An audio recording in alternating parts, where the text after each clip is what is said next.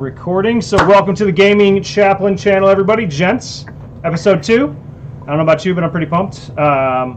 We had our kickoff session last week. We had a little bit of technical glitches during the game, but hey, that's to expect when you got everything running for this awesome technology that's pretty much free for the main part. So this episode 2, the team will give a little recap, but first, of course, everything we do on the Gaming Chaplain is related to chaplaincy. So this episode, we're going to remember Chaplain Vincent Capadona. So if you get a chance, Google this guy. He is amazing. So this chaplain, basically, they were under heavier attack. I believe it was he was with the Marines, so he was a Navy Green chaplain. So for those of you that don't know, chaplains there are no Marine chaplains, but there are Green chaplains, and also Green medics. And so basically these chaplains serve in the Navy, and then they go down to the Marine Corps and kind of provide that, because the Navy provides corpsmen, everything else down to the Marines. So World War. I believe I'm losing my notes, but he basically with his battalion, right? So his battalion was completely overrun by the enemy assault. I believe it was Vietnam. I'll have to double check, because in the info I bought, it was it was definitely Vietnam by the year. So they were overrun. They were getting mortared and heavy attacked, and instead of staying back with the HHC or the headquarters, Chaplain Capadona basically said, dude, I'm going out to my men, and went to all of his companies, regardless of how many mortars, how many fires, and administering last rites, encouraging his soldiers, fighting off the onslaught of enemy. And he got wounded, and as he got wounded, he still kept moving forward. He didn't care. He didn't know, anything that stood in his way, he kept moving towards his men. And one of the amazing things about him is, here's Jake. Hey, what's up, dude? So, good. Let me go ahead and turn off your, what's that called? Tabletop voices. I forgot to tell everybody that. And then, so we basically, as he was running towards a corpsman that was wounded, and he, by the way, half his hands blown off. He's gotten hit by other fire, and mortar round hit him, and so he died inches from trying to save a corpsman that was wounded to try to pull him back. But his story is phenomenal. It's one of those things you don't really read about, because chaplains are kind of, we aren't thought of or lifted up until the times were needed, and those times are usually not the best of times. So if you get a chance, go ahead and check out Chaplain Vincent Capadona, or Father Vincent. Really awesome story, really amazing thing. I apologize for not getting the war right, but that's what happens when you go live. I'm getting a quick message on Tabletop here about opening Google. Should I do that? What's that, dude?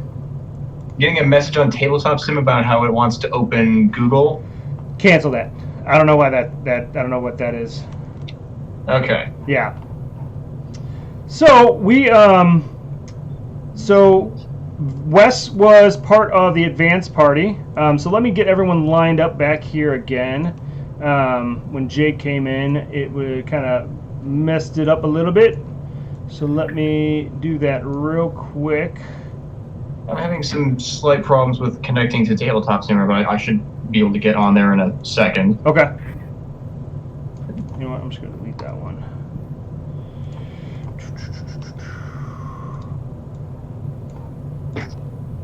All right, here we go.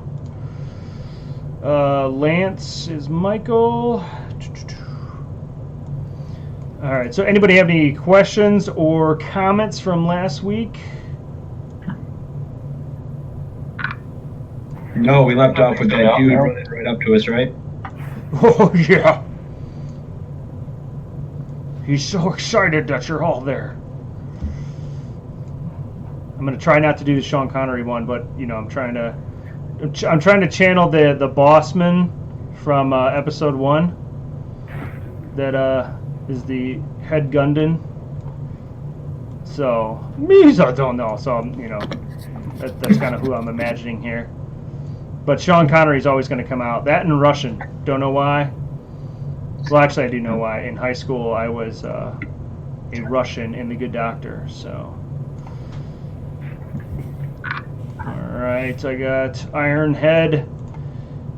Felix, I just need to get your crest back, and then I just need to get Ivan McLeod. All right. So, yeah, there we go.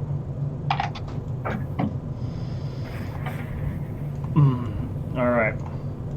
So, last week, just give a little recap. Y'all were issued into the Knights that lead the way. You have found out you are a for all sense of purposes, it's more of like a monastic order that fights the battle for those that can't find contracts or buy or afford proper mercenary type of contracts. So your first mission is to clean out your home planet of Killarney. And Killarney is filled with a mafia type of family where they, for those poor Italians that are watching, but hey, every good mafia movie, it's the Italian family. So, so they are kind of running the show. The Governor Leo. You've had some kind of briefing on him. He's basically a what do you call it? A opportunist who basically, he looks for anything that he can make a profit from, and if he can, he will then do it. And regardless of who actually gets hurt in the process, it doesn't matter to him as long as he's making money. Bishop Morales has issued this to you as kind of a final test, but he selected you all as the elite of the elite, and so forth. Are you all hearing me just fine? I just want to make sure everyone's hearing me 5x5. All right, sounds good. Command Sergeant Major Das Mannix, who basically says, "Hey, I'm here for you, whatever you need." And then you set up comms, if you don't remember, basically back with the S2 shop, which is your intel. So they've been able to provide you with researching Nancy Preston while you all are on your way there. So that Preston is going to be doing that background check for you while you're away, so you can come back to that information. All right. So y'all ready? Get into this. Yeah. Is the map loaded on the server? Let me check. Yeah. Is there a way to unload that so I can log in and then load it? Because I think trying to log in and load the map is causing some issues on my end. I know last week I was able to log in and load it. I don't see an option to unload it. I can click it again and reload it. I don't get that. Might work. I can give it a try.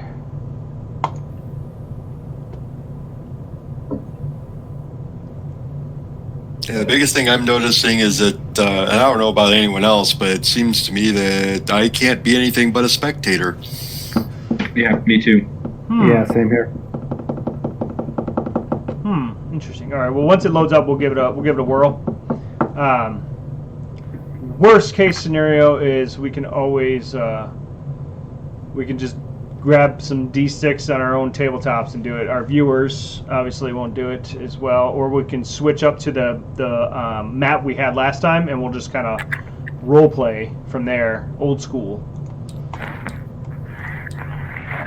All right. Let me know if that works out better for you guys.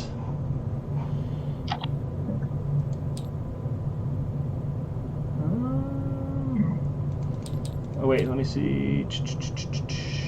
Didn't have a problem loading the map, but still can only spectate. Yeah, I clicked on the gray circle, so I'm in spectator mode. Okay. It's not letting me. Yeah, it just says if I promote you, does that do anything?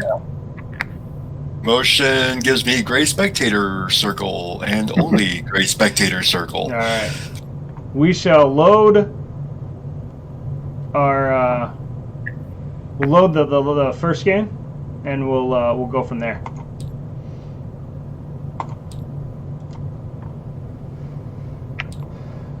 Because at the end of the day, that was just for visual. I mean, this way you guys can still roll some dice, and we can zoom in on the dice and that jazz. So, as you guys, the VTOL is landing. As it lands, you kind of whirls down. You guys wait till the engines whirl down, and as you get off, you're kind of on a helipad that's surrounded by concrete, and there's some older-looking buildings. So when the Star League was in its prime, this is one of the cities that was built, and it was enhanced, but it looks like an old Terran city. So imagine what an old Irish city would look like, and that's kind of where we're at in there. But obviously the castle that's in there is an old Star League castle. You saw those walls. While they look like stone, they're actually, ferrocrete. Ferrocrete, thank you. Ferrocrete.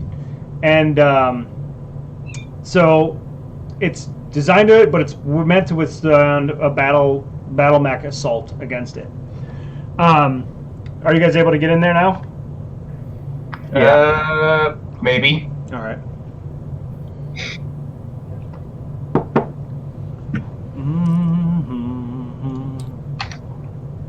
Yeah, I only see. Yeah, I see trench coat in the chat, but I don't see him in the actual. There he is, battleground. Yeah, I'm connecting now. So yeah, there we go. Okay, cool. So as you're kind of getting off and you're kind of grabbing your duffel bags, the crew is kind of coming around to help unload your stuff. This obese of a man who's probably around like 6'1", 6'2", but about probably 480, 550, depending on if he's eaten or not, comes kind of like waddling out at a quickened pace towards you, and he's like, "Oh, hello! Oh, the knights of it's so good to see the knights here in my city. Welcome, welcome, welcome, welcome." Thanks, friend, and who might you be? Oh, I'm Governor Leo. It's such a great pleasure to meet me, isn't it? That it is, friend. That it is. So he's like, "Oh, don't pick your bags. I have arranged for the finest things. Whatever you need, you come to me, and I will do it." And he kind of asks, looks at you, kind of concerned, but he's like, "What brings you to my great city?" A little R&R. Oh, well, say no more. And he claps his hands. He's like, "How much time do you need for your R&R?" I don't know, gentlemen. How much time do you think? We have a few days off. Maybe we'll spend some time here and see some sights. Sounds good. Excellent, Yeah. excellent. Do you have accommodations, or could I offer you a stay in the governor's palace? Oh, I don't know, guys. I don't think we can turn that down. It sounds good to me. Governor's Palace sounds nice. Excellent, excellent. And so he kind of like claps his hands and he ushers his servants, and they kind of go and start grabbing your bags. And one of them brings out a tray full of water with like cucumbers and celery in it. And he's noticeably sweating, even though the weather is probably maybe 74 with a little like 90% humidity, and a little overcast. But he's sweating probably because of his weight. Yeah, I was going to say, like, that's not really... Yeah, it's like today's weather. Well, no, I mean, like, it's not unexpected that he would be sweating given the whole obese. So he starts drinking water, and the waiter kind of walks past you and offers you all a cucumber or celery water. Never turned down some water. Take one of the cucumber ones. Sweet. Fun fact: celery soda. Have you all had that? No, that sounds No. awful. No. It is amazing. Negatory. It is amazing, dude. It's like a Jersey and New York thing. Just do yourself a favor and have some celery soda. You will thank me. You're welcome. That's a public service announcement from the Gaming Chaplain channel to you. It is amazing. Anyway, so you all take some water. The servant kind of goes away there, and then he's like, oh, and he ushers you in. As you walk into what would be the more public side of the transportation center, like he kind of, as he starts going towards he walks in towards one door, and then he kind of walks into another, and then opens up into a hangar bay where a hover limo waits, and he says, "Oh, your things will catch you on the next side, and they'll load what they can in here, but then we'll take you to wherever you want to go after we get you settled into your rooms." All right, sounds good. Cool. So he loads in, and as he gets into the hover vehicle, he ushers in. After the last one of the knights gets in, he opens up the bar inside of the hover limo, and basically offers you top shelf liquor or whatever you'd like. Please help yourself. We're just so thrilled to have you here. We haven't had much visitors. You haven't been able to do much R&R at the Knights, huh? It's been pretty much just training. Oh, and what exactly are you training? Do you have a specific style? Battle mechs, infantry? What exactly were you trained in? Knights have a fairly comprehensive training program. We have heard. I've requested that maybe we could do a joint training with our militia, but your colonel seems very apprehensive to do any type of collaborating. Yeah, that kind of thing's way above our pay grade. He's the one to talk to about that. Oh, well. Of course. You're here for R&R. And so he kind of rambles on, and as he goes through the city, kind of gives you like, hey, that's a great pub. That's an amazing, entertainment industry type place. That's a great, local eatery and stuff like that as he's going through the town. So in here, as you go through, if anybody would like to, I adjusted my monitor settings, and when I scroll through a Word document, it's going to make me give a seizure. Oh, holy cow. Actually, Mayor, if I may. Oh, it's Governor. Please don't demote me. There's Governor? Yes. I'm sorry, Governor. Yeah. And he kind of looks at you when you like how could you forget that? I gotta change the notes in my note computer here. Regardless, though, would it be possible to arrange for a tour of some of your distilleries here? Of course. Are you a Scotch whiskey or brandy? Yes, we do have a few brandies. I don't like it. I'm a Scotch man. I'm particular to the whiskeys personally, but I can't speak to my fellow compatriots here. I'm whiskey. He kind of... You put something in front of me, and I'll drink it. He kind of looks down at you whiskey drinkers, kind of, like, why would you do that when there's Scotch? But nonetheless, it's a brief moment of disdain for you. So then, basically, he kind of pulls out a few of his notepads and, types in a few things, and he goes, what day would you like to go? How about later this afternoon? Well, of course, sure. Let me see what my aide can do. And he kind of gets on his, and he puts a little earpiece in, and he's like, Jonathan, yes. What can we get for these gentlemen this afternoon for a distillery? Excellent. Okay, he will line it up for you. Definitely. No, I don't know how many will be open, but we'll definitely get you in there. And if you guys want to get perception checks as we go through the city, it's init plus will. Or you might have the perception skill, which then you'd use in place of will.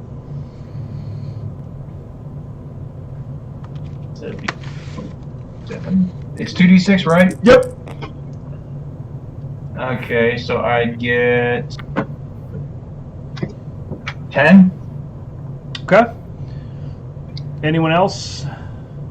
Yeah.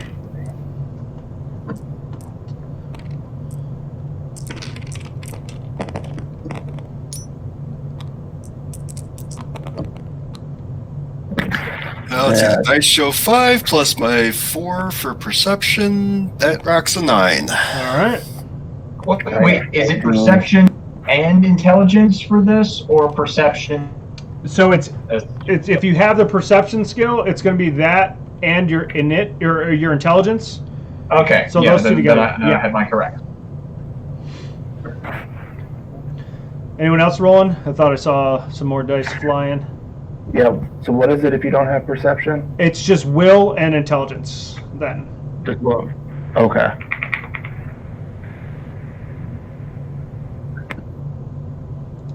Let's see.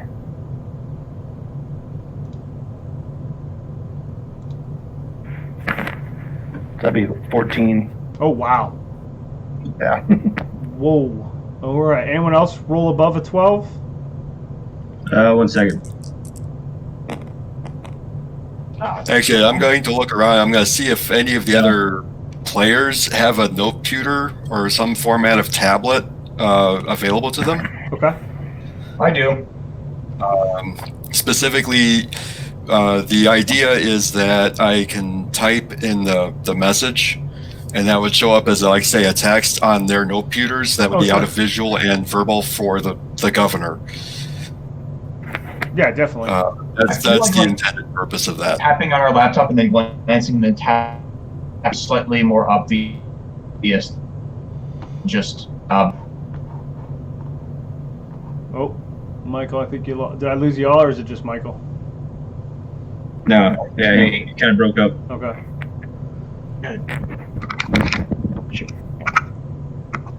Yeah, so Tim or your character, try to use character names, my bad. Ivar. Ivar McLeod, McLeod. I mean, how can I forget, McLeod of the Clan McLeod? Jeez. Yeah. I mean, so McLeod basically looks around, and as you notice and you're scanning, there's people out and about, but the majority of people around the basically the central transportation hub, it's kind of like East St. Louis looking. And then as you're driving through, it's starting to get nicer and nicer. So all of you would notice that. McLeod, you would start to notice that there's two vehicles that behind you are basically shadowing you. And there's one vehicle probably like two ahead of you that has been shadowing you as well. So there's 3 shadow cars that you've noticed that were not in the hangar. I mean, it could be, normal governor security, but you just notice that there's 3 cars shadowing you. All right. What were you going to do, Lance? Nothing. I was just commenting that, like, typing messages to each other on our computers might be a tad noticeable while we're right in front of the guy. It's like today. I mean, you would constantly look at your phone. I mean, I wouldn't say it would be that out of the ordinary. And unless I'm showing him the screen, he has no idea what I'm texting and to who. I mean, if he was laughing and then you were laughing, it'd be kind of obvious. But I would say you could probably get away with it if you were just doing that. All right. Well, since I noticed those cars, whoever's sitting next to me, I try and kind of lightly tap their foot and glance at the car, see if they notice too. Okay. Yeah, give me a reflex and intelligence. and I'll I'll roll his to see if the governor notices. He rolls 5, 7, 8, 9, 7.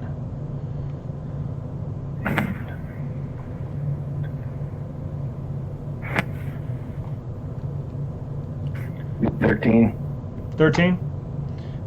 Yeah, so you're able to kind of like definitely. Who's wants to be next to McLeod?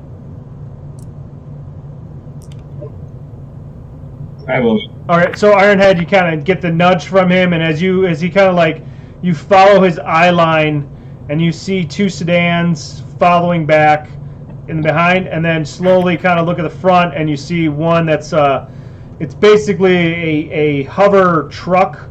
It's a transport, almost like an El Camino. It's not full truck, not full car, but able to haul some stuff around. But it's got a cover over the back.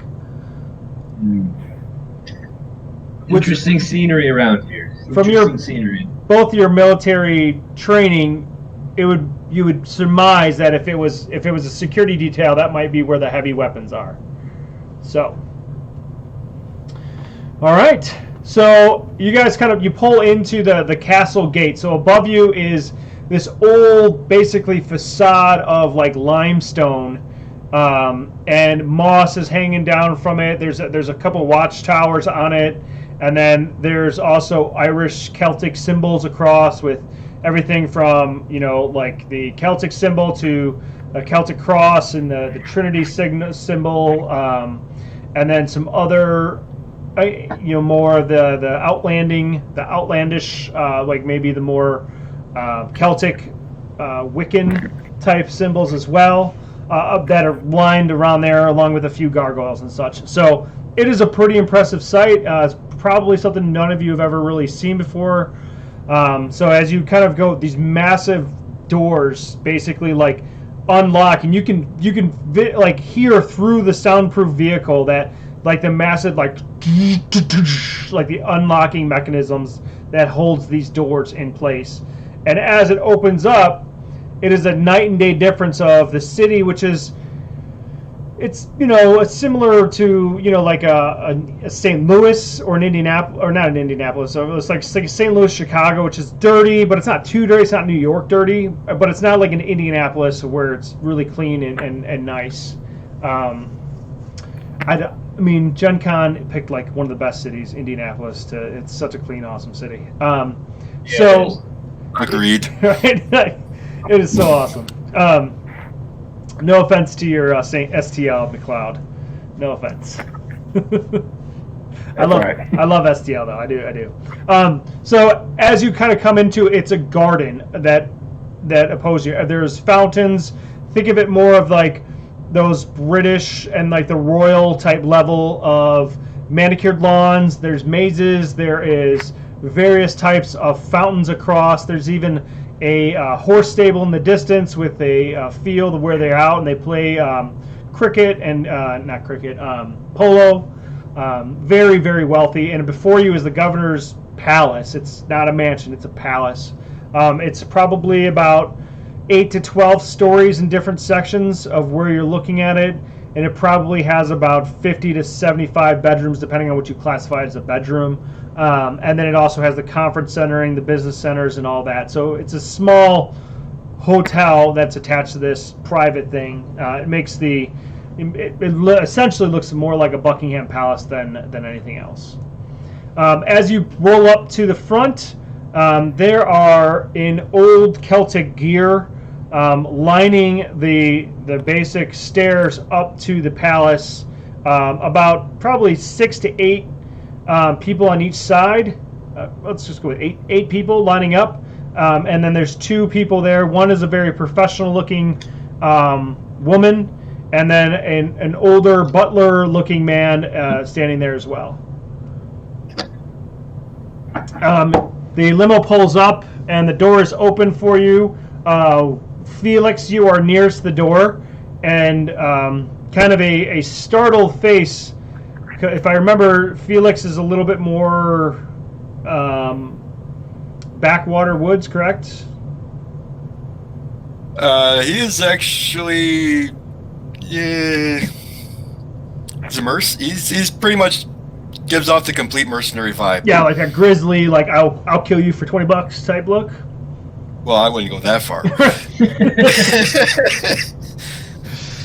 No, actually, he would maintain a fairly clean-cut look. Oh, okay. Not, I mean, he's kind of more of the computer, like a computer expert, not like the tech from last week. Okay. Kind of a clean version of the tech from last week. So yeah, so as the butler opens up, he sees your uniform, because obviously you got your jump uniform on, and he sees the knight's emblem, and he kind of is taken back a little bit, but he's like, "Oh, afternoon, sir," and he opens the door. You can see him kind of almost struggle to open the hover door because it's armored, and he's probably in his 80s. And he's like, "Oh, let me get your bags for you." Oh, and then he looks inside and notices there's more people, and so then he kind of stands holding the door open. And you all file out. Yeah, with all due respect, I think we can get our own bags. Oh, no. And you hear the governor, no, let the help you. That's what I pay them for. So you all kind of get out, and the businesswoman with her little earpiece, and she's like, the Leo has landed. He has landed. Yep. We prep it and be prepared for in 20 minutes. Roger. And she's like, "Oh, Governor, you're here. Thank you. Oh, it's so wonderful to see you. Who are the gentlemen, and what do I need to do for them?" And he kind of looks at you and then looks at her. And he's like, "Oh, these are my guests. They're from the Knights. They're the liaison that they finally have sent me. We'll finally get them to have a meal with us, and we can discuss how we can benefit each other. Right, gentlemen?" Yeah, certainly. Yeah. Excellent. And she kind of glances at you. I would say that she doesn't look down on you, but she's just kind of like, "Oh, you're one more headache for me. Who am I going to assign to you?" And she kind of snaps her fingers, and she's like, she calls over. She's like, "Tiffany, come here. I need you to take care of the gentlemen. Whatever they need, get them settled in the rooms. Your liege, what rooms do you want them in?" And the governor's like, "Oh, we'll put them in the royal guest suites, of course. Well, we only have 6 of them, and there's 1, 2, 3. Oh, well, perfect. Look at that. It must be the way." And he winks at you as well. It must be. Thank you, Governor. And so she kind of winks, or not she Tiffany comes around. She's like, "Follow me," and she's a very mousy voice. And you can tell, like, maybe this is her first big assignment, and maybe she might be an intern, she might not be an intern type level. So she's like, "Please follow me," and as the second car pulls up with all your gear, and the servants that were lining the stairs 2 by 2, they kind of fall out and go get the gear and start bringing it into the palace. So as you walk into the palace, you are taken back by the amount of marble and teak wood and the smell of rich mahogany and clean, like furniture polish type oil, and just the echo because of the vastness of it. Question for the servants who are grabbing our gear. Like, how did they move? Like, did they move like they may have been like ex-military or something, or were they just kind of like people? I would say they just moved like they were well-disciplined, people that do this for a living. Okay. They're good at their job as opposed to the ex-military. Yeah, I wouldn't say it's very precision. I would just say it's more just like if you watch Downton Abbey, when they line up real quick and they're able to do it. I'm just trying to get a feel for Oh, good question. Local area. Yeah, I mean, if you want to give me a perception check and kind of do a little... Yeah, sure, I'll roll that. All right. 10 again. All right, so yeah, you notice there might be 1 or 2 of them that looks like they're ex-military, with a thing or two, like you can kind of tell by the way their hands are and such.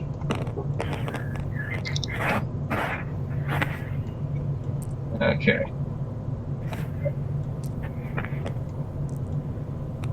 All right. So yeah, So as you kind of walk further into it, she kind of takes you up towards.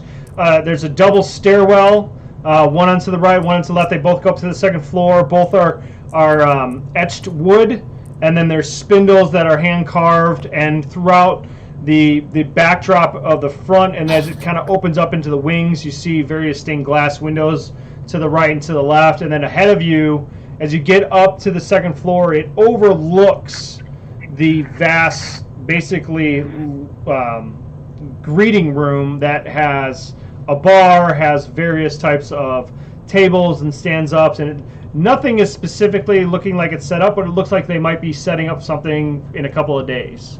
If you've ever worked banquets or seen a banquet hall, kind of in that pre-staged section of it, it's not completely done. It still looks nice. And she kind of veers you off to the right and takes you up to basically a golden with inlaid silver elevator, and presses a button and the doors open and you walk into a elevator. Takes you up to the third, takes you up 3 floors to the 5th floor of this level, which is the top floor, and then walks you about, I would say you guys walk for about 100 feet and you go up another set of stairs.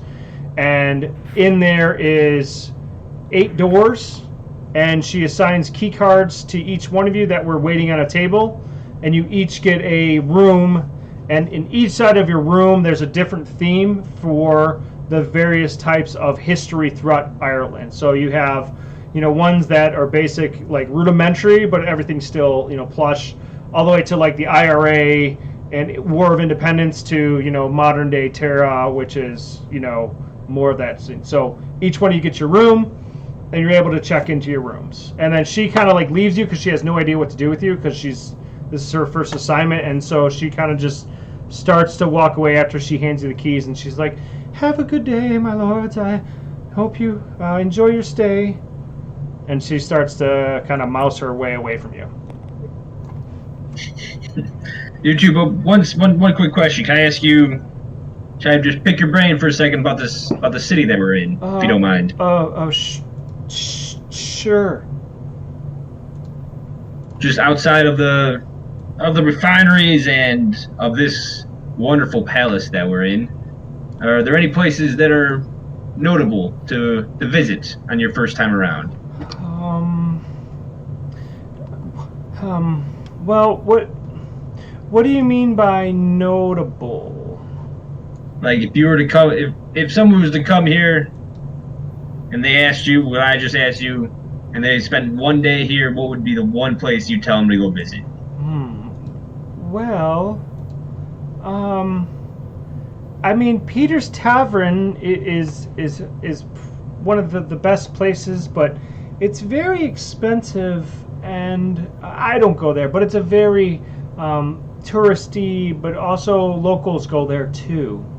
It's a 2-story classic Irish pub that serves really good beverages. I heard some are from Terra. I don't know. I've never been there. I've just started working here, so maybe one day I'll be able to get to go there. Maybe. Thank you so much for your time. Yes. And she kind of is paranoid, like when you don't know if you said too much, you said too little type feeling. That you can see that in her face as she kind of sleeks away. I'll let her be paranoid. So y'all are kind of like looking at it from the standpoint you're in this. There's these six doors. Each one of your keys has the room number on it, and you guys are able to go into each one of your rooms. Yeah, I guess I'll head into the room, make sure my stuff's there. Yeah, all your luggage is brought up. It's actually waiting in the hallway towards the corner, so you can grab your gear and everything. And let me know if you want to do anything. I know Felix is your tech person. Yeah. Well, while I'm unpacking and storing my stuff, I'm gonna kind of try and see if I see any bugs or surveillance equipment in the room. All Not right. Intensely searching, but just keeping an open eye. Okay. Absolutely. Do you have any cues that would take part in that, or any proficiencies? Perception. Otherwise, no. I Okay. mean, So yes, give me your perception. So your intelligence and your will would be good. 7 plus. That'd be. Hold on. What do I have? That's rocking a 12 for That'd me. be 14. All right. So the 14 and the 12 will you definitely are able to pick up monitor devices in the hallway. In the rooms, you're not able to detect anything. The walls are pretty solid granite. When you run kind of, I would say that you have your pads are able to kind of run sensor scans. I mean, if our phones can kind of do that, I would think that you guys would be able to. Yeah. With that, they're solid wood or solid stone. And then in the things that the normal devices like the phone, the telepad, and the comms, you don't actually sense anything unless you activated it right now. You don't pick up anything. All right. Yeah, so you guys are able to do it. As you kind of are settling in and unpacking your stuff, you each get kind of a ding. And on the pad next to the door of the right as you walk out, you would see it to your right. There is basically you've got mail, right? So there's a message waiting for you, and you can go up and it's a touchpad. You can touch it or you can ignore it, whatever you guys want to do. I'll touch it, see what it says. So yeah, as soon as you touch it, open pops the distillery. Please be in the lobby in 1 hour. The distillery tour will take you to 3 Scotch distilleries and 1 whiskey. Unfortunately, the brandy ones will not be open today. They'll be closed by the time we'd be able to get to them. And I apologize, Jonathan. All right, Jonathan, see you now. Just to check my notes from last session, like the distilleries are also used as drug labs, right? There's probably at least 100 distilleries in here. With probably about 12 to 15 of them actually functioning for their intended purpose, and the rest of them are drug manufacturing plants now. Okay.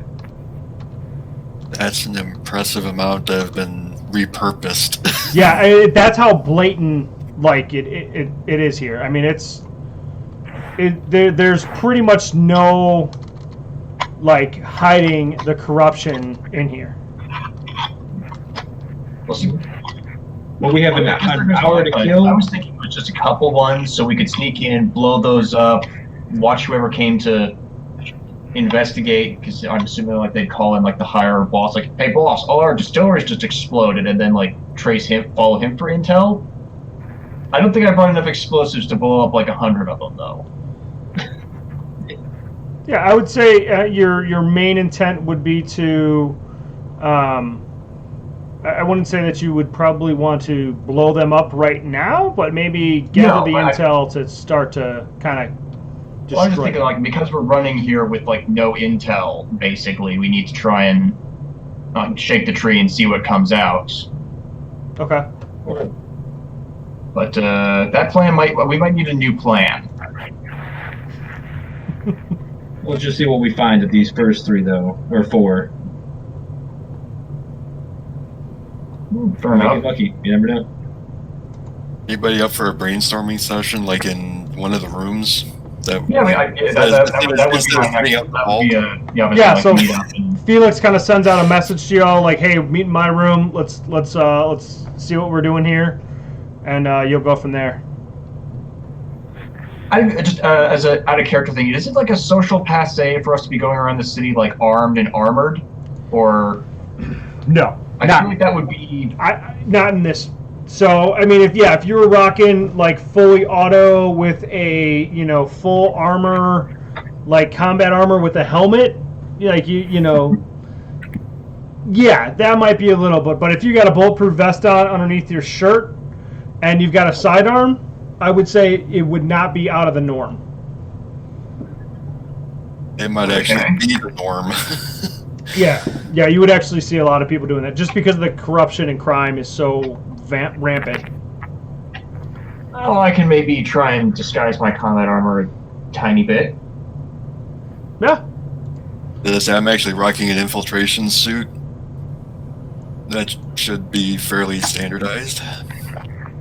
So yeah, if you're trying to do anything like a little bit out of the norm, like Dawes, just give me a roll of like I would just say intelligence and charisma to kind of hide everything. All right, I'll roll that.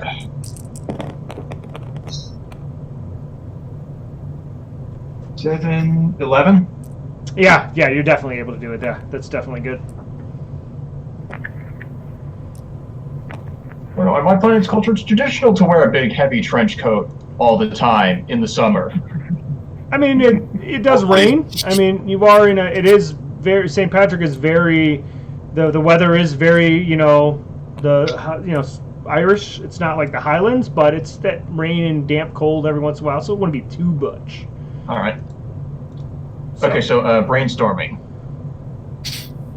Yeah, so y'all meeting to Felix's room. Go for it. I was looking at you. More to the point that you were kind of mentioning the explodey, shake the tree type of stuff, and Yeah. Yeah, we don't need that put out in the hallway. You know, that's that. No, yeah, we mentioned that. I mentioned that in the room. But I mean, Right, it's in the room, but it's in your room, so no one would have heard it. Yeah. So that's why let's pool the resources, so to speak, and kind of go in with the game plan. And Well, I mean, if we're trying, my plan was to try and get intel, but if we're already in the governor's palace, we could maybe spend some time, poke around here a bit, and I mean, we know he's connected. yeah, I could probably do some stuff with in conjunction with Mr. Preston, if I got the name right. Yeah, Yep. Tech Preston. Yep. I could probably do some stuff with him to see about some financials or technicals concerning the governor. I'm not too shabby with a keyboard either. I might be able to do some digging as well. Yeah. Maybe check his correspondence if he's actively talking with anyone. So it you looked like got- they That were would be a for a good party, right? What's that? What you said they were setting up in the banquet hall for a party or something. So there might be, besides the governor, it sounds like any bigwigs in this town are going to be involved in something. That's a good call. Good point. True. Get that invite. Yeah, exactly. Yeah, we can definitely find a event We might schedule. have to do some Mission Someone Impossible knows stuff what's here. up. Shit. Yep. Like, do we really need an invite? I mean, we're already in here. Like, we're in these pretty nice rooms, so. Did any I of think us we can bring just show dress up. clothes though? Just because Governor Leo, and he has I strongly suspect he does have an ulterior motive, as he's already called us a liaison with the Knights. It's Yeah. true. It's very Uh, true. He definitely has an ulterior motive going on, and I'm very uncomfortable with what I perceive as we're going to get used for something that probably isn't going to be too kosher. Oh yeah, we're definitely pawns in someone's game. Oh, absolutely. So you guys kind of meet. You're able to radio back to Preston. So what you could do is you can kind of give him basically an IP address to your COM port in your unit or something along those lines. I mean, between the two of you, you can give me some rolls, and you can give him some intel to kind of link into it, and he can kind of dig in the back as you guys do that, and that's kind of going to be the edge aspect of the Destiny rule set, is that edge point of hey, I need an invite for this, and boop, type, oh, hey, there's miraculously, you're on the guest list type thing. Yeah, that I sounds think we like should figure out what the party is first. I mean, Yeah, I I'm mean, sure it's you're right probably there. relevant. You never know if it's between our not. hacking abilities, we should be able to figure out that. You know, I think Preston can be useful as a plan B. I think we should. sure. I think we can probably handle a lot ourselves at the moment. What's your bonus to hacking? I don't have hacking specifically. I just have skill levels in computers. Yeah. All right, well, I rolled a 4, so you got to beat a 4 with your skills. to get into the computer to find out the event and then what it is. Well, I got a 6. Yeah.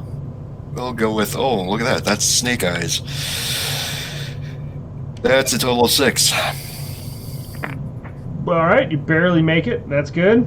Wait, you got Snake Eyes? And a 6. Yeah, we both did. For a total of 6. Wait, did you both roll Snake Eyes, though? Yes. That's Uh-oh. not good. That's like a 1 in the D20. And the fact that you both rolled it, normally I'm the GM that doesn't like to totally screw the players, but you both just rolled double ones, so... I did mention something about shooting myself in the foot with my background, right? Just gonna make a note of that. I wasn't supposed to bring anyone with me with that. All right. Tripped along. Oh, that's That is. Did we forget to activate the VPN? You forgot to cover up the webcam. Oh yeah, that would be brilliant. Something. You're like, I don't know what's wrong. There's something. Oh, it's me on the screen. Hi, everybody. Okay, nothing happens. You're not able to get into the system. You actually, like, as you're typing in stuff, like every command you try to throw at it, it does nothing. It's like error. Doesn't trip any alarms that you know of. It just kind of, the system just looks like it's a closed system that is basically for entertainment and communication purposes only. That you know of. All right. So you get a ding. Jonathan is waiting for you to take you to the distilleries. All right, cool. I'm gonna ask Jonathan though, before we leave, if he has an aide that can go find some bourbon chocolate bars and have them sent to my room. And Jonathan kind of looks at you and he goes, very unique item. I'll have to look into it. But yes, I can definitely. Tiffany, and over comes Mousy Tiffany, and she kind of looks down at the ground. She's like, yes. He's like, this gentleman would like, what is it, waffle bourbon? What? I didn't catch that. Bourbon chocolate bars. Bourbon chocolate bars, please, and I will have a case. Please have a case sent for this gentleman up to his room.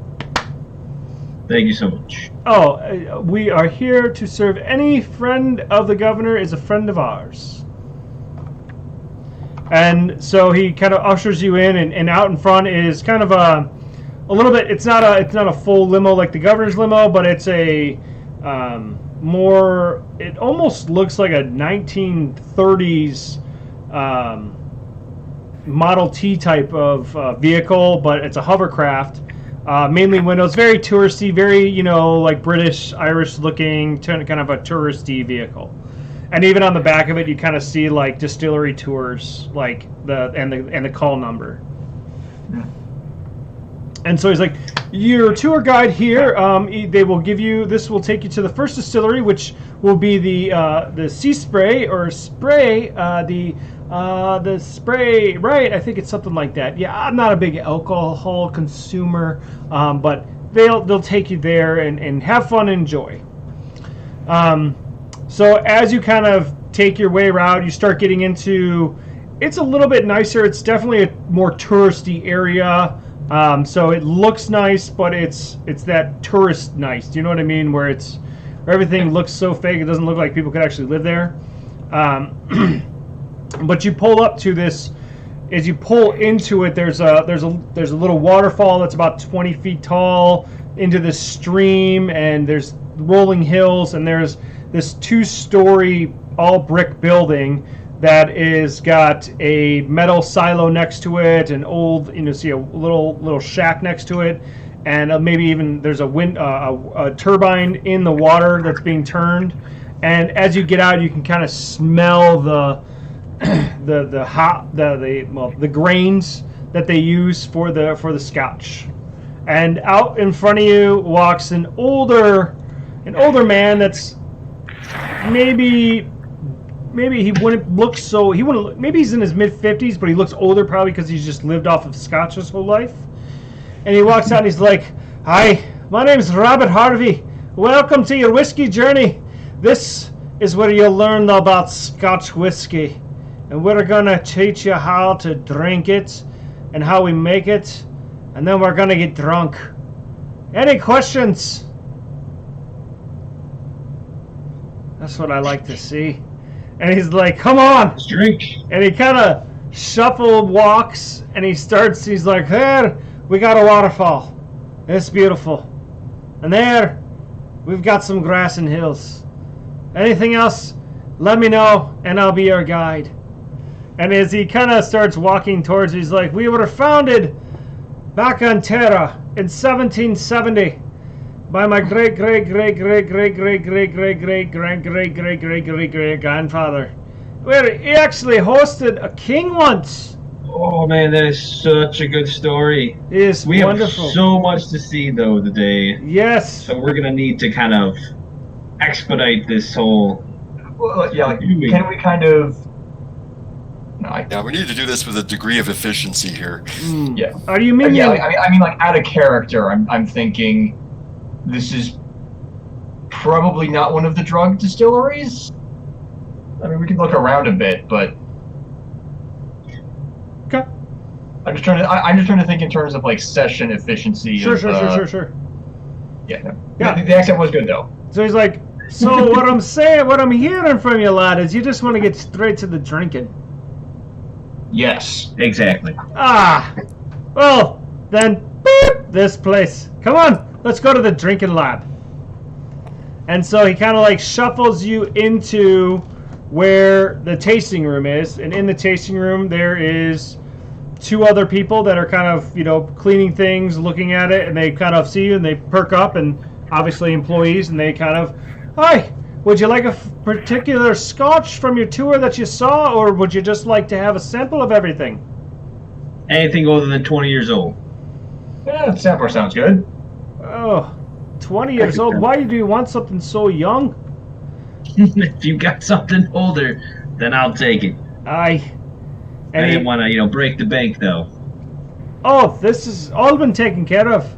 You're a friend of the governor. We've been told to take care of you, and we take care of our friends." All right. That's good to hear. So you guys each get a flute, a tasting of everything you want, and then you're able to do it. Robert, yeah, go for it. I basically don't really imbibe too. I'll take like a sip of one thing, and that's pretty much all I'm gonna do. I would prefer to remain relatively sober. Yeah, so Robert notices you're not drinking. Anyone else not drinking?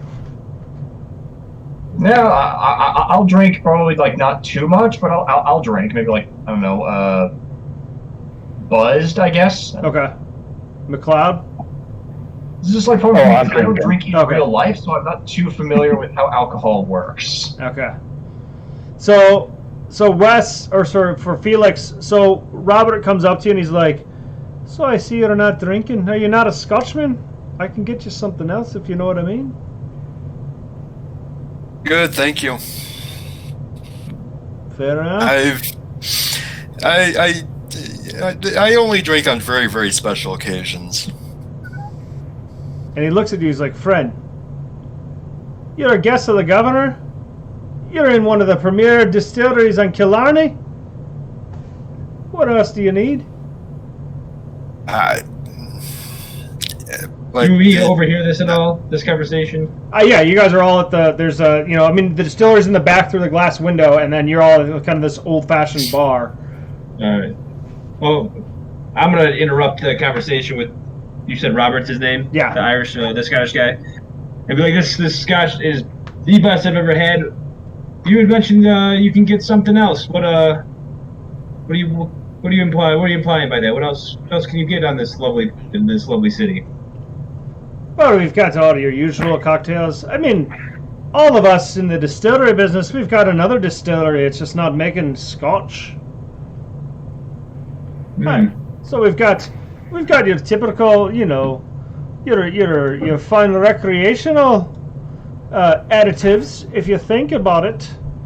But we can get you whatever we want. I mean, we are the largest distillery, and we are one of the favorite friends of the governor. And of course, a friend of the governor is a friend of the Magnus family. And we love the governor. We love the governor so much. Aye. We haven't met we haven't met too many of the Magnus family, have we, gentlemen? Maybe we could meet some of them? Aye. Tell them how much we love their scotch, of course. Oh, of course, we can line you up. We have one of the brothers. He's working here. He's not, the wee bit sober most of the time, but he's a nice chap if you'd like to meet him. Of course. I mean, you all are going to the gala, so you'll meet him there. But I could see if he is in his office. Yeah, it wouldn't hurt. To cheers him on this fine day. Aye. Give me just give me some charisma in an intelligence roll.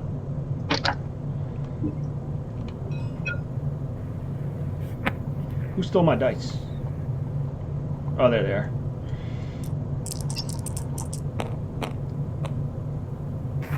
All right.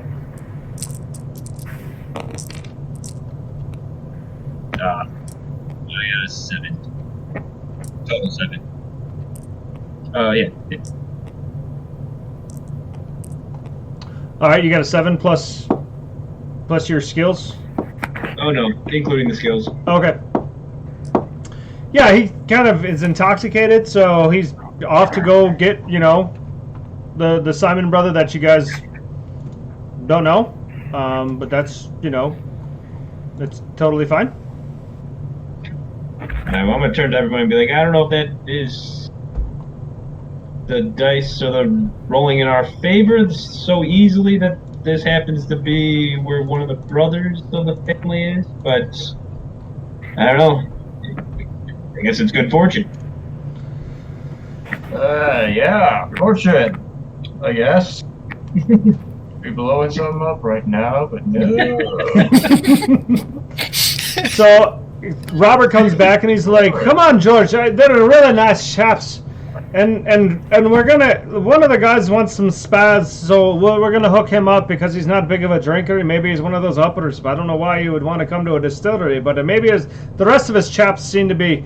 You got one good Irish guy there, and you got another guy. You can tell because he's just sitting there enjoying his scotch quietly, and that's how you do scotch. You don't talk with scotch. I mean, when you're drunk, you talk, but not when you start out." And he kind of is looking at McLeod like, "You know how to drink scotch." This is good scotch. I've had better, but this is good. Nice. George kind of stumbles in. He's a mid 40s kind of heavier guy. You can kind of tell he's that who's that character from the Godfather that's really not that involved with the real business of the family? Is it Fredo? Is it Don? No, what's that guy's name? Anyway, he's not too important in the Italian or into the mafia side of the family, but with the distillery, he's kind of like he runs it, and he kind of seems like he kind of looks at you guys, and he's like, "Welcome to our distillery. Robert here tells me you are friends of the governor, and if you're a friend of the governor, you're a friend of ours. So what do you need? Uppers, downers, parties? I don't do drugs that incapacitate people per se. I can line you up, but I don't think that's good. I just think that's mean." Well, there's a party later, gentlemen, so some uppers would help. Ooh. Take the edge off this scotch, Keep us going. And he kind of reaches in his pocket and he pulls out a couple of them, like a pill bottle. He's like, "This is just what you need." And he takes out and he gives you each one. And he's like, "Get ready to have the good times." And he pops it and he just takes it. And it's, I would say, give me if you blindly take it, let me know. But if you want to roll to see if you know what spaz is, You can roll to see if you know what it is. You'd have to beat I'd say an 8 with an intelligence, and I'd probably say intelligence and charisma would be the best combination for that.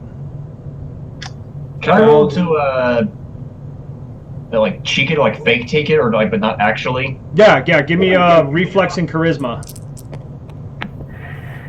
Yeah, I'm just gonna. I'm gonna be also in the 10 camp of either faking it or not taking it at all. All right, a 10 will do it. Ironhead just took it.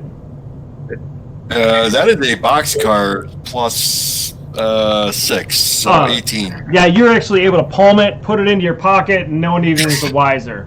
Like, it doesn't even have to enter your mouth. McLeod, what are you doing with it? Yeah, I'm gonna try and palm it myself too. Okay. Yeah, I'd do the same. All right, what'd you get? What'd you say? You gotta beat an 8 to palm it. Yeah, no, I get a 10. Okay. Is anyone taking it? Ironhead did. I got it. Okay, so at least we'll know what it does. Yeah. I got a 9. Yeah, you said a 9? 9. Yeah, so you guys, you're all able to kind of hide it pretty well. Obviously, Felix is able to easily palm it with double boxcars and kind of like dispose of it very quickly.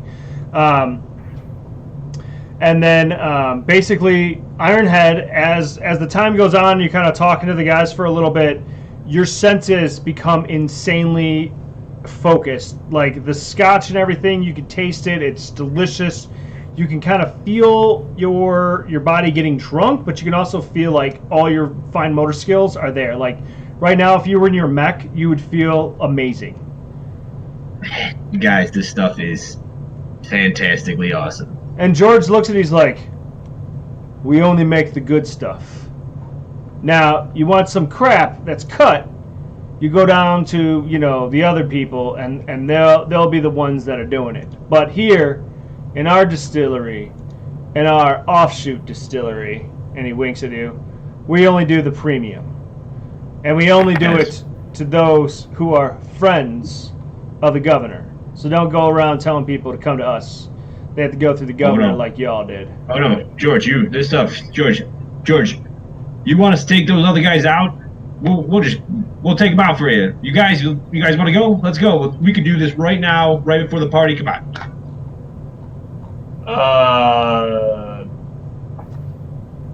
No, never mind. You know what? Let's just have no. He's like, let's go. We got things to do. Let's do it. I'm almost surprised that you guys actually have competition right now. He's like, tell you what. Let me hook you up with my brother Simon. He might hire y'all. Yeah, y'all are mercenaries, right? What was that? I didn't hear that last part. Y'all are mercenaries, right? Yeah. So we can hire you. I mean, we can definitely use some people You can hire anybody. to take them out. I mean, we could kill them all. We could. Let's do it. He's like, all right, let me talk to my brother Simon. What are you guys doing for the rest of the day? We have other places to be. We got places to go. We have places to see, things to do. Come on, guys. We have so much going on. So Ironhead is now tripping. Yeah, my character. I remember another round. I just wanted to pile the mech and. What'd you say, McLeod? Oh, I said I just order another round, completely ignoring Ironhead. Okay, yeah. So another round comes. George is super interested with you guys. Now remember, Simon Magnus is the head of the mafia family. So. You said Simon is the head of the Magnus? Yeah, Simon Magnus is the head of the Magnus family. So, hence the reason you guys were sent here first. So he's looking at you. He's like, y'all. I mean, we can meet with him. Probably tomorrow. I mean, the gala is in 2 days. I mean, if you want to wait till then. But I mean, we're gonna have buyers in town, and you know how those deals go down. Always. Thank you, George. Yeah, we'll meet soon. Awesome. All right, so he basically orders another round. You guys can leave at any time. He gives you his contact information, and then you guys are on to the next distillery if you want. So picturing the look on the Colonel's face when he hears about this. So, we got a job. I mean, really, you're making contact. So it's all. I mean, they're totally. I mean, how you get in there is kind of up to you. Your goal is to clean the country or the planet. We gotta do one family at a time. Anyone know how long this is supposed to last?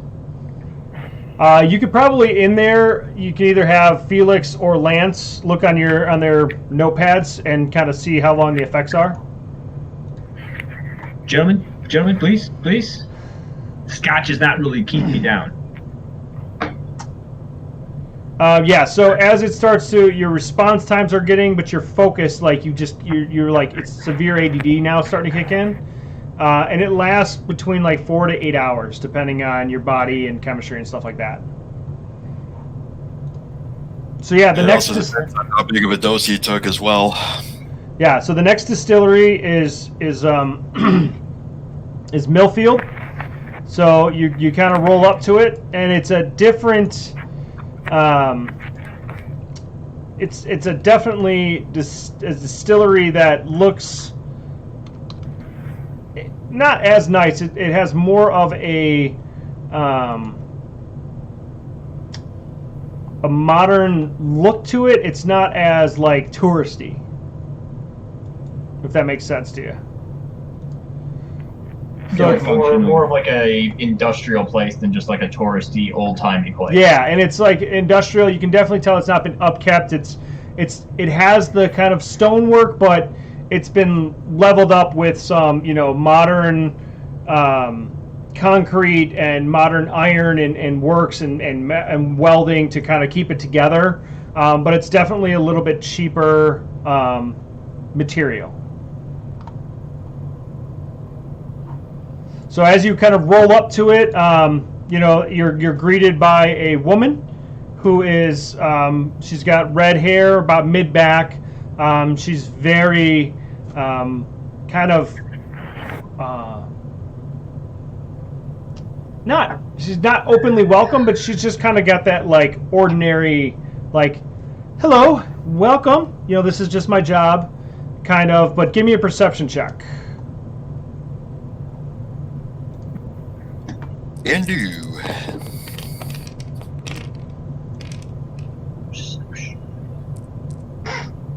Perception is intelligence instead. It's good for 11. 9. Yeah, so the 11, you're gonna notice that she's high on something. There's something wrong with her. Like, you can see her pupils are a little bit tweaking, and she's definitely not the most. Are we talking the same symptoms as our compatriot? No. This is more of a. It looks.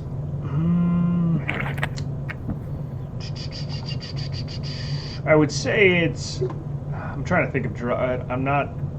She's like not on like the fun kind of drugs. Versus like an upper. Yeah, it's more like weed. So it's not like she's like completely down, but like just kind of that, like not all there. Is that really chill? Just like yeah, like overly relaxed kind of. Yeah, but kind of sad. Like you can tell she's dependent upon this drug, and the quick hits aren't as good. So yeah. So it's called Quick Hit, just for notes purposes. So Quick Hit is just an injection that you do in your arm, and it lasts for so long. And she kind of takes you through the distillery, and you guys get to the end of the testing part, and the scotch is okay. And so she kind of looks at you, and she's like, so We were told you were friends of the governor and to help you with whatever you want. And of course, our distillery is one of the premier quick hits distilleries as well. So if you would like any of that, we do have that in addition to our Highland Scotch.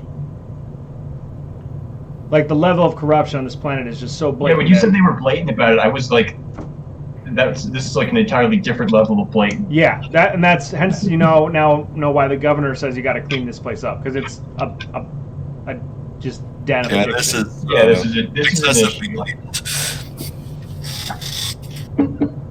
Like this is. Yeah, I mean, you have 25% of the population of the world that's basically addicted to some form of drug or a substance on the planet. It's gonna be chaos if we take the drugs out right away. And what was the name of the drug she was on? You said it was a quick hit? Yeah. Okay. Basically, it's a mild upper with a mild lower. Like, it's just that, like, ooh, I'm high, and then type thing. During the tour, did we actually determine whether this was a manufacturing facility for this material, or? No, none of the distilleries you go to are actually making any of the drugs, but they are the each one of these is linked to other drug distilleries there. Kind of the front for the operation. Yeah. So if the FreeWorlds League ever comes in, they see these distilleries. These are the front distilleries. So, because obviously the FreeWorlds League probably would not, but because it's so, eclectic in their way they function, it's not there. So yeah, so you got to wrap up that tour. The next tour, as you go there, you actually pull up and it's closed because it's getting late in the day. So the driver takes you back to the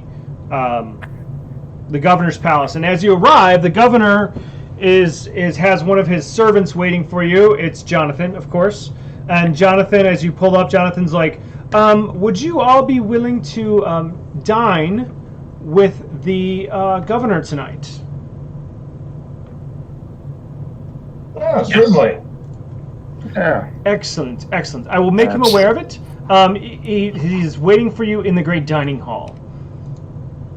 And so as you basically make your way through the palace, you make it to where they are setting up everything. There's an offshoot room of the grand hall. So basically as you walk in, there's a table that's like, think of that one Vikings movie where it's that huge hall, or that Skyrim in what's it called? What's it? Anyway, so it's a big, huge, long table. The governor's at the head of it, and there's 8 places set for you guys at the head of the table. Yeah. So as you walk in, there's candles burning. There's someone actually playing some music in the corner. Before I walk in, can I roll like a will check to see if I can kind of like control? Go for it. Myself that this drug's on. Yeah, definitely. Yeah, beat a 9.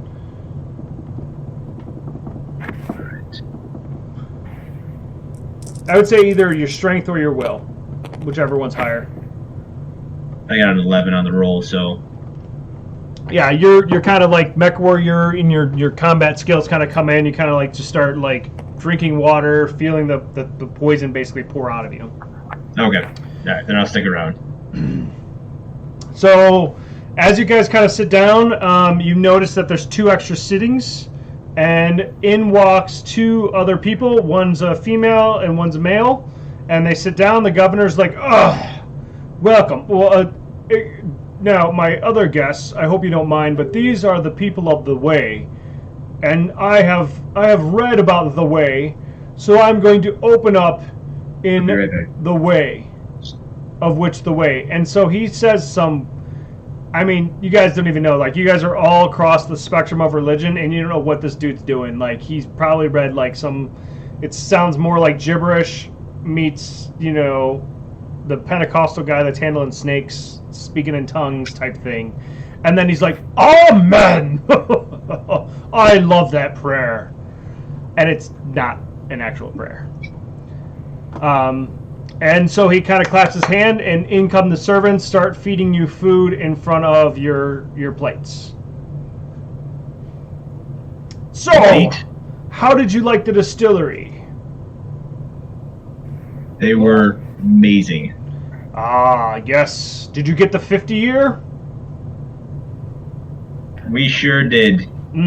It's amazing. Oh, such a good entry-level one. It's just, it's so wonderful. Well, I hope you'll stay for a scotch and a nightcap as we discuss what we can do with the knights. But tonight's dinner is just all about getting to know each other as friends. Am I right? Am I right? And who's ever next to him, he kind of pokes at him like, yes. No, certainly. Speaking of friends, I don't believe we've been introduced to, and I'm just like glance at the other two people. Oh, pardon my rudeness. Pardon. This is my dear close friend, almost brother, you could say, Simus Magnus. And then the other is his darling wife, Aurelia Magnus. And they kind of both, she nods at you. He kind of like, he's like, welcome to Killarney. I heard that you and we are friends because you are now friends with the governor.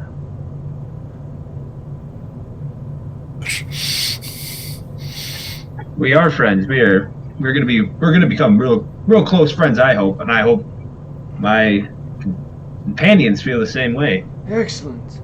Now, my brother George said maybe we could work a deal out with hiring, and the governor kind of stands up and he's like, what? Whoa, negotiations have started without me?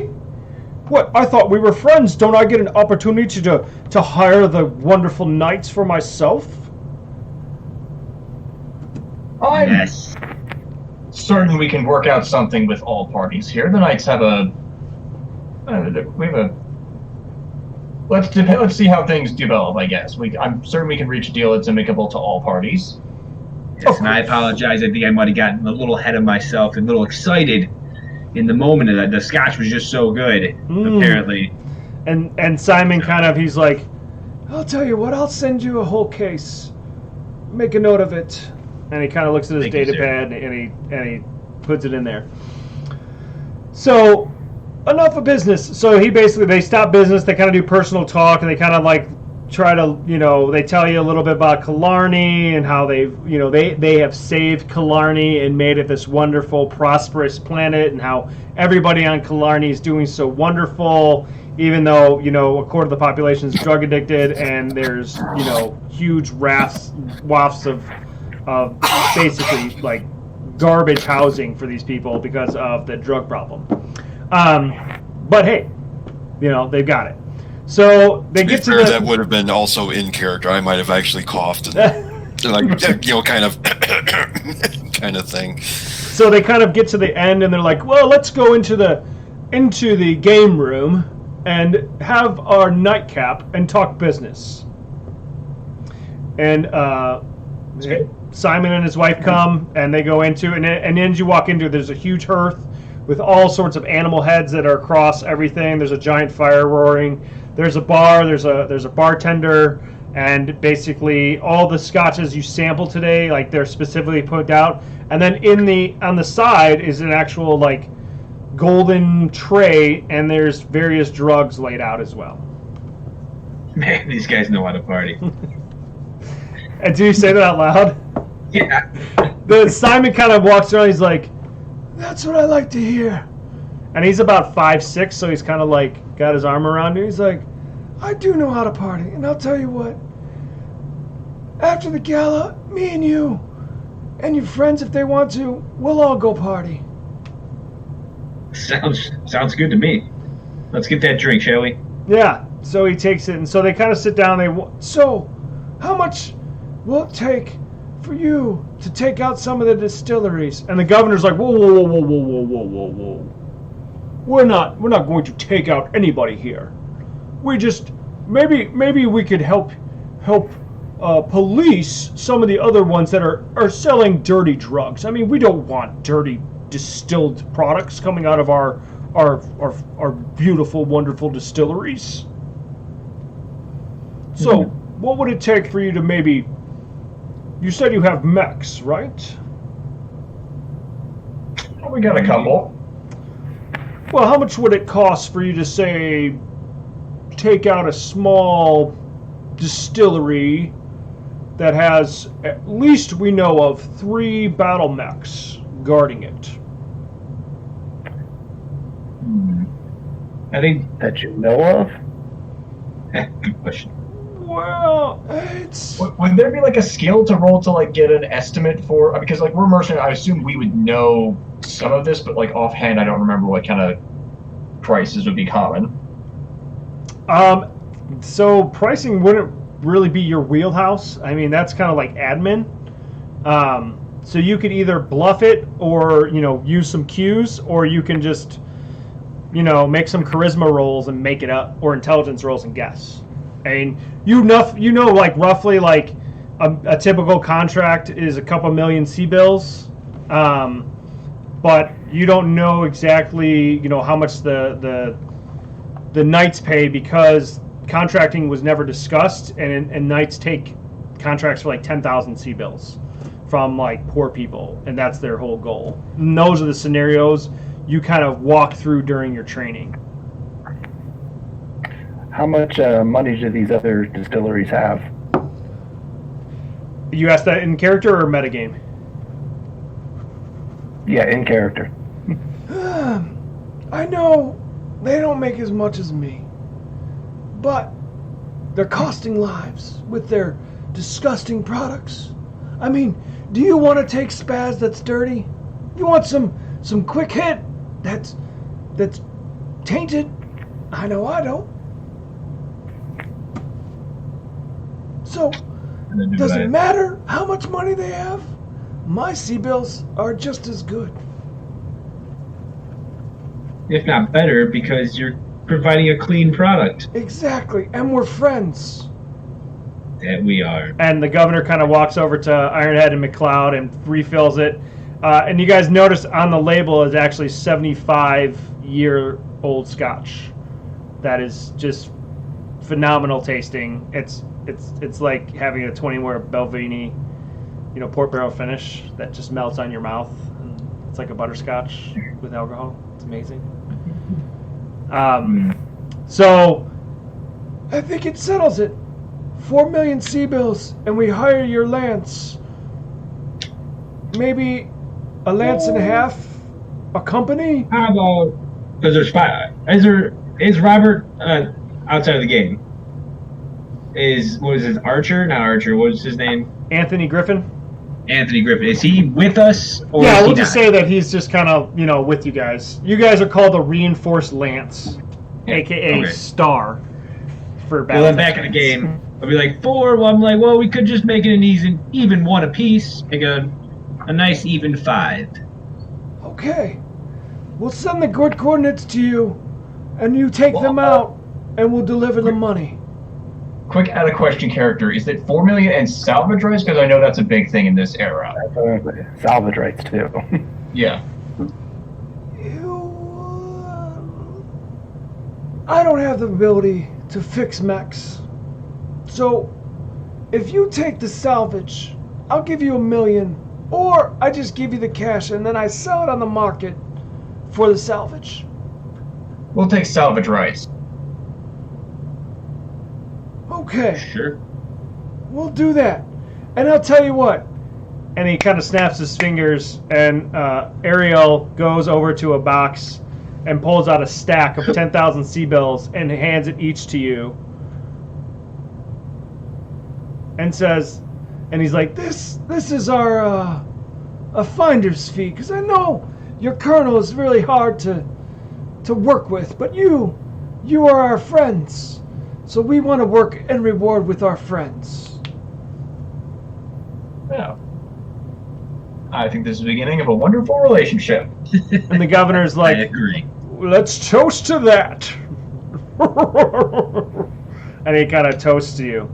And so they send you the grid coordinates, and you're able to locate. It's off towards it's not in the highlands, but it's basically in the hills, in the foothills of the Highland Mountains, where the distillery is.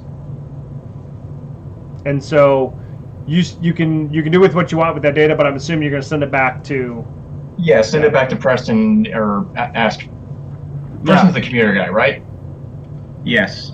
Yeah, send it back to Preston's him or IT. to someone at the company and get intel. Yeah. So you're able to send that over to you.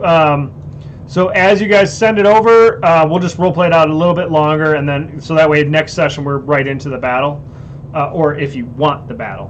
But Yeah, are we all going back to our rooms, or we're not still in the room with? yeah, no, you guys could have left. They left. I'm assuming you went back to one of your rooms to collaborate. Yeah. All right, I just want to throw it out there that if we just take these guys out, like that, it's a win for us. It's a win for the planet. Or they have 3 mechs. Maybe we could talk to them, get them to help us, take out a few other ones, and then we can just turn on them and kill them. Or We definitely try to get them over. to get more intel here, because like 3 mechs guarding a distillery up in the backwoods sounds. This isn't normal. I mean, or out of character, like this is weird, right? Like to have like a distillery out in the backwoods to have like almost a full lance of mechs.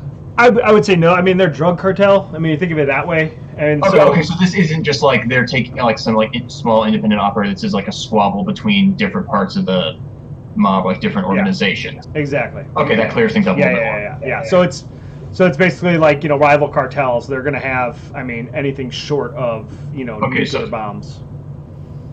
So then Preston can he should be able to get us as much information on this area as possible, because we don't want to go in thinking there's only 3 and there end up being, 8. Yeah, so you guys send the info back. You know, Lieutenant Colonel Beckett, the XO, he kind of sends you back, hey, he's in the message it says, working on intel, we'll have it confirmed for you. Initial, looking at the coordinates that you give, we do see 3 mechs with overhead satellite views, but that doesn't mean that there's plenty of buildings there that could hide a mech that's not powered up. So, did you guys want to go in guns blazing, or do you want to try to not negotiate, but kind of see what they have to say for themselves in the way of not trying just to wipe them off the planet? I say we hit them first and ask them questions after we pull them out of the wreckage of their mechs. Okay. If they're still alive. All right. I mean, they're probably still alive. Ejector seats are reliable-ish in this era. All right. So that means next mission. So next week. Next week. I mean, that's just my in-character vote. If anyone else has a preference, no, I think you're right. I don't want Magnus on our bad side yet. No. Good. Yeah. That's a good point. All right. Yeah. Something. And we're good. Okay. Yeah. So next episode on the Gaming Chaplain, on the Knights That Lead the Way, our heroes will be assaulting the poor innocent distillery with 3 mechs without even questioning them. You say it like that, it sounds so bad. I mean, they're a joker. It's not like we're rolling down on the Duke brothers and leveling the place. They're bad people. These poor innocent drug dealers are just trying to make a living with this tainted product, and you guys are going in there shooting them. No. It's not like it's a distillery that doesn't have anything guarding it either. Right. Yeah. So the message basically is like, hey, your mechs are being drop pointed at this point. Meet the dropship there. A Leopard dropship will meet you. Your V2O will take you to the dropship, and then the dropship, you'll have your mechs. You'll be about 2 clicks out, and then you'll walk in. So next episode, we'll start with you on the edge of kind of this forested area of where these 3 mechs are, and they're reading them from up top. So there'll be 5 of you guys. So what we'll do is, I would print out your mech sheet, so that way you can tick off any pips on it and stuff. This should flow a lot better than classic BattleTech. We'll see how it flows. This will be the first time kind of me. Okay, I did it at my kitchen table. I fought mech versus mech, and it was pretty fast. It wasn't as fast as Alpha Strike. So this is metagame now. So if it doesn't go as fast as Alpha Strike does, what we'll do is, because we got limited time, we'll go to Alpha Strike rules, and there's rules in the book for that. Because Alpha Strike, I don't know if you guys have played that yet. It's super fast. No, I've played regular BattleTech. So Yeah, so Alpha Strike is you could do. McLeod. Sorry, like Tim, you nodded your head. Yeah, like you could play. You could do a lance on lance in under an hour with Alpha Strike. yeah, yeah. I mean, and that's easy rules. You could do a whole company in under 2 hours. I mean, it's that fast. That sounds. I guess we'll see how it goes. Yeah. So I'll get the mech representations on our board, and what I'll do is I'll ping everybody probably on like Monday or Tuesday, or maybe later this week, just to see like, hey, log in real quick to see if it loads up for you, because I don't want to repeat tonight, and that way, boom, we've got the game right then and there. So can you cool. try like switching maps now? Like see if that. Oh, yeah. I'm wondering if it trying to load into the map and log in causes issues, or if it'll work better if you're switching maps and we start on a simple map. Yeah, let's stop the stream. So, signing off from the Gaming Chaplain. Thanks y'all for watching. And McLeod, Griffin, Washburn, Ironhead, and Dawes will be next week in their mechs. So stay tuned. We're looking forward to seeing how the Destiny beta rules work. And God bless and stay safe out there. And if you're out on the front lines, thanks. And if you're not and you're just chilling at home, thanks for that too. All right, God bless y'all.